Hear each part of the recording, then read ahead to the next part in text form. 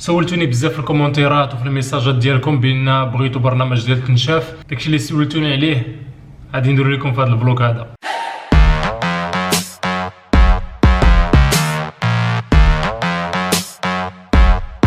الا زدتي من السعرات الحراريه ديالك في النهار كتزيد من الوزن. كاين اللي كياكل مزيان وكيقول مقاد السعرات الحراريه ديالي ومازال كيلقى الدهون متراكمين عنده في الكرش، ما كيبانوش ليه لي زابدو، وما كتلقى عاوتاني الظهر ديالو عامر باللي فات وكتلقاه شويه عامر بالماء، وما كيعرفش بان الكربوهيدرات راه كاين فيها جوج انواع، كاين فيها المعقده وكاين فيها البسيطه.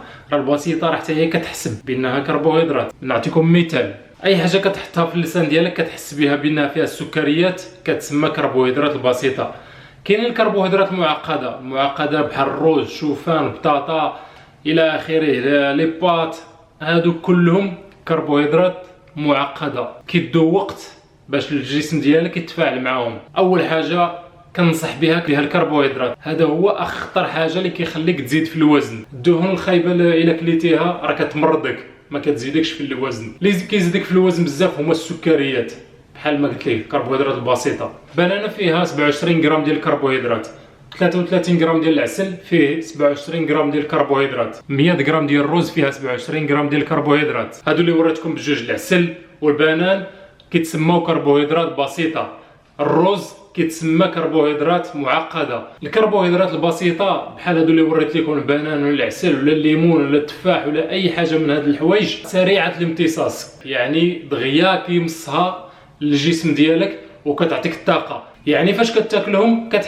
كتحس بالراحه، كتحس بالعقل ديالك بانه مرتاح، يعني راه عطاتك الطاقه على هذيك المده. الطاقه اللي كتعطيك الكربوهيدرات البسيطه كتطلع من هنا، كتطلع طاقه كتهبط 40 دقيقه 50 دقيقه. هذه هي المشكل ديال الكربوهيدرات البسيطه، يعني كتعطيك الانرجي على مده غير 40 دقيقه 30 دقيقه 50 دقيقه. الكربوهيدرات المعقده فاش كتاكلها كما شفتوا 100 غرام ديال الرز فيه 27 غرام ديال الكربوهيدرات، يعني الا كليتي هذا كتطلع الانرجي ديالك وكتبقى غاديه، كتبقى طالعه هكا طالعه كتهبطها بشويه وهكا غاديه وهكا غاديه وهكا غاديه على مده 5 السوايع 6 السوايع حتى 7 السوايع. هادشي باش مزيانه الكربوهيدرات المعقده. يعني قلنا الكربوهيدرات المعقده كتعطيك الانرجي على مده طويله، الكربوهيدرات البسيطه كتعطيك طاقه على مده قصيره. المشكله ديال الناس اللي كيزيدوا في الوزن هما ما كيعرفوش الكربوهيدرات بين البسيطه والمعقده. دابا فاش النهار دابا كتاكل الكربوهيدرات المعقده كتزيد الكربوهيدرات البسيطه، فاش كتزيدهم كتزيد الكميه ديال الكربوهيدرات في الجسم ديالك، يعني الانسولين ديالك كيتخربق، ما يقدرش يعرف واش ينقص لك الدهون ولا يعطيك الانرجي. دابا فاش كتخربق بحال هكا الجسم ديالك كيقبل اش بغا من الكربوهيدرات، اللي باقي من الكربوهيدرات كيحولوا لي فات، حيت ديجا رونتي كلشي. داكشي علاش خصك تمشي كلشي بالتنظيم.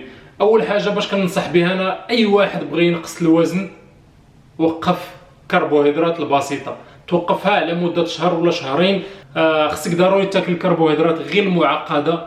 الكربوهيدرات البسيطه حيد منها، ما تاكلهاش نهائيا في اليوميات ديالك على مده شهر ولا شهرين حتى تشوف راسك راه نقصتي.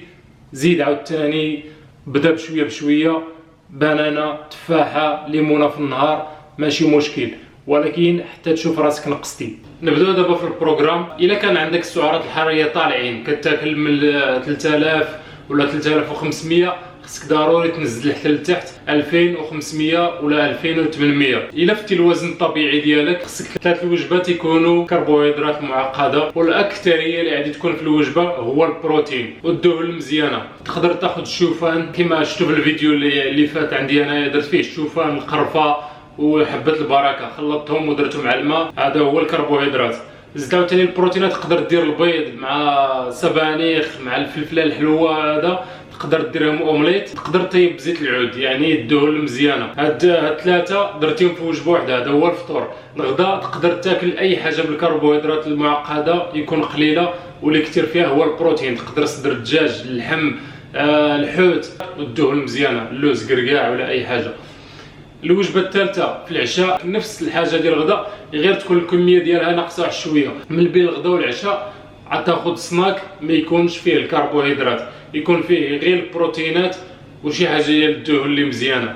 هذا هو البروغرام اللي غادي نعطي لاي واحد وكنصح به اي واحد يتبعو. الا بغيتي النتيجه تكون باسرع وقت راه خصك ضروري الكارديو، تخدم الكارديو يوميا. الا كنتي فايت على الوزن الطبيعي ديالك ضروري خصك 6 ايام ديال الكارديو باش تنقص الوزن باسرع وقت بلا ما تخربق مع بزاف ديال الفيديوهات. كتلقى الا بغيت تنقص الوزن راه خصك تاكل هادي وخصك دير هادي وخصك هاد الوصفه خصك هاد الوصفه. حيت الا تبعت هذوك الوصفات وكتاكل الحاجه اللي كتخليك كتزيد الوزن حتى حاجه ما غادي تزاد حتى حاجه ما غادي تنقص. الوصفه ولا شي حاجه كتقدر تعاونك على حسب الانزيم باش دوز مزيان المعده ديالك، بتحاول دوز مزيان الماكله اللي كتاكل وهذا، ولكن راه مازال عندك لي الدهون متراكمين عندك في الجسم. شكون اللي يقدر يحيدهم؟ ماشيش لهذاك الوصفه اللي غادي تقدر تاكل ولا اي حاجه. خصك ضروري تاكل هاد الوجبات هادو اللي قلت لك، ومن بعد تمشي دير الكارديو باش تحيد شويه من السعرات الحراريه اللي كليتي، يعني باش الجسم ديالك ياخذ غير شويه من هذوك الماكله، والدهون اللي عندك اللي من القبر يحولها للانرجي. وكنلقى عاوتاني الدراري حتى هما عامرين وكل شيء، ولكن كتلقى عندهم واحد شويه التراكم ديال الدهون هنايا. راه حتى انا كانوا عندي، ولكن فاش كتجي تقرا وكتبحث وكل شيء داكشي كتعرف بان راه كتزيد في الكميه ديال الكربوهيدرات وما كتعرفش. بحال دابا كتقول لك كناكل غير ليمونه صغيره ولا كناكل تفاحه ولا هذا، راه زدتي في الكميه ديال الكربوهيدرات. نفس هذا زدتي فيها كتزاد عندك تراكم الدهون.